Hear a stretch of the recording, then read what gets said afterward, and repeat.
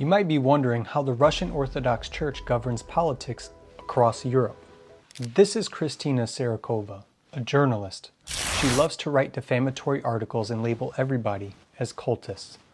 Most of the time, the organizations she brands as cults are not really cults. However, many people read these articles and she makes more money because of it. Read any of her articles. You are bound to hate someone, but she doesn't stop at cults. She also writes provocative articles against politicians. After such articles, the politicians' ratings begin to drop. Everything would be going well for her. But on October 1st, 2024, a PACE resolution was released. PACE. According to this resolution, slander and misinformation violate human rights. This now falls under the article on incitement to because apart from slander, Cirokova even publishes the addresses and photos of those she labels as cultists. Because of this defamation, people lose their jobs, their friends stop talking to them, and their homes are searched. One of the organizations about which Kristina spread disinformation filed a lawsuit a few weeks ago. The prosecutor initiated criminal proceedings against Cirokova, but then something strange started happening. At first, one of the country's deputies defended Cirokova, claiming that the trial against the journalist violated freedom of speech. Then, within just 3 to 4 days, that's right, 3 to 4 days, 116 articles in a European media came out in defense of Kristina Cirokova.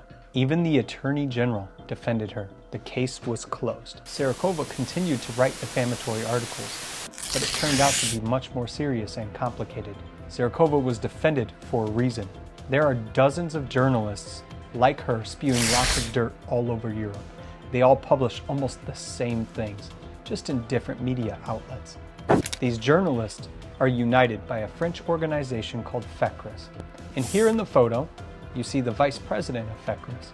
Similar defamatory articles were first noticed on Russian sites, on ROC sites, and then they appeared in Europe. Remember, I mentioned slander against politicians at the start. Cirokova and her colleagues accused politicians of being affiliated with one cult or another. After a few such articles, that politicians' ratings starts to drop. Those who back these journalists remove inconvenient politicians and install their own. Why am I telling this story to you?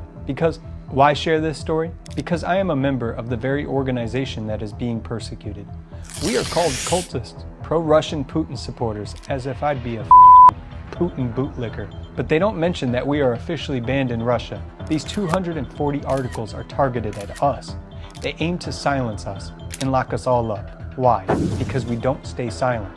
We talk about their network of politicians, about how these scoundrels are leading the world to the Third World War, and about what is currently happening with the climate. We are volunteers of the Allatra movement.